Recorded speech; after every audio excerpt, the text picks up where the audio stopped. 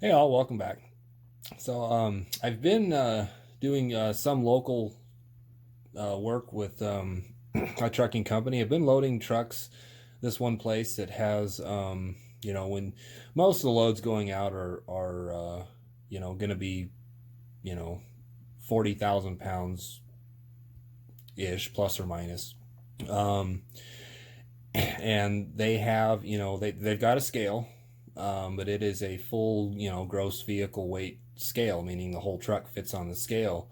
And it seems like every time I'm in there, um, there's a lot of drivers, and I don't blame them. It can be kind of confusing. That's kind of why I'm making this video is to um, inform and show you how to scale on a gross vehicle weight scaled, so that you can get your individual axles scaled correctly, so that you're not overweight, like say on your drives or your trailers. So, anyways, that's what we're gonna do, and like I said, it just seems like it confuses people, and this morning I was trying to explain, and it took a few different times to try to explain, and so maybe with that person, like a visual type of thing would have been a lot easier or something like that. And so that's what I'm going to attempt to try to do.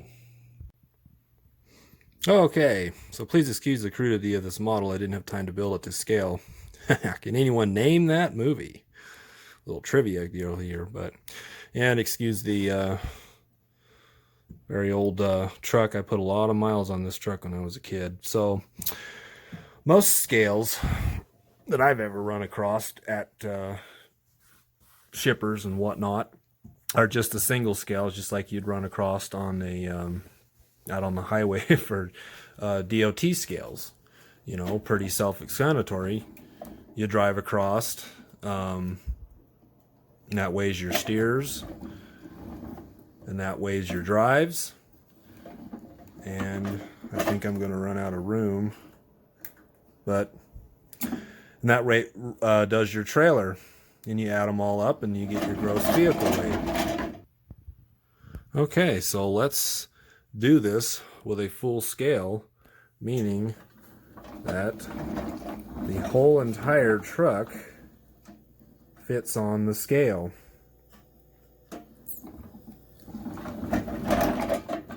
Alright, so the first thing you're going to do is you're going to roll on, and we're going to use some weight numbers that I had this morning. You're going to roll on here, and to get a good accurate weight, you're going to stop until the numbers stop moving. Don't be shaking in your truck or doing anything like that, or dancing to the music, whatnot. So, in your steer tires, it came out with 11,940. Write that number down. And go ahead and roll on a little bit farther. Doesn't exactly matter, but stop before your trailer gets on. Because we're riding off the scale here a little bit. Dadgummit, we're not going to get an accurate reading if we do that. Shit. How'd you go to driving school at? Never did go to driving school. Should make a video about that. Alright, so then you got this. Still got this weight on here. Now you've added this weight. Came out to 44,420 pounds. So, what do you do now? You want to know what this number is. This one's good and this is legal. You want to know if this one's legal. So what you do is you take that 44,420 and you subtract the 11,940. And if I've done my math right, you come up with 32,480 on these axles. That's a legal weight. So now we go ahead and roll the complete truck on this slab, and we came out with 77,720. And so now you want to know what this axle is, because that's the one you want to make sure is not too heavy. And obviously with a trailer like this, with the tandem slid all the way back, it's probably going to be overloaded, but this is just in simulation. So what you do is you take the entire weight, which I just said was 77,720, and you minus this entire weight, which that number you wrote down already came out to 44,420. So you subtract that off of there, and you come up with 33,300. That's a legal weight, so you're good to go. So we'll just run through it again a little bit faster. So you roll on the scale, stop. We came up with 11,940. Write that down. Go up here and stop. And we came up with 44,420.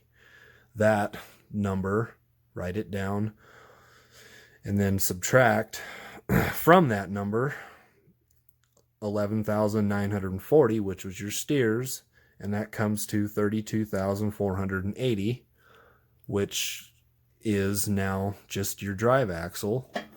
Go ahead and roll on the complete scale, and you came up with 77,720. So now you want to subtract these two weights, which you wrote down, came up to 44,420, and you come up with 33,300, which is a legal weight for a rig like this. And you're ready and you're set to go down the road. So yeah, I just wanted to make a visual aid. I'm more of a visual type of learner, and might make it easier, but it can get, it seems it's simple. It's completely simple, but it just seems confusing right off the bat if you haven't done it that much.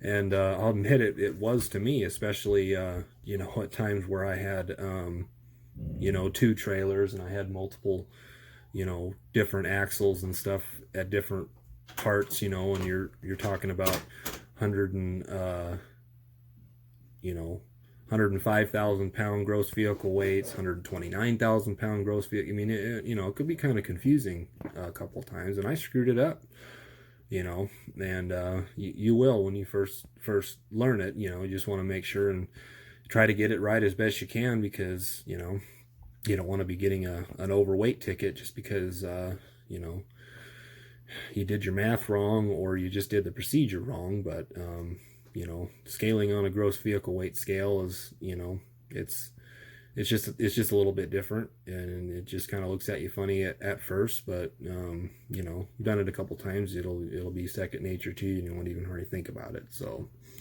anyways, there's that. Thanks for watching.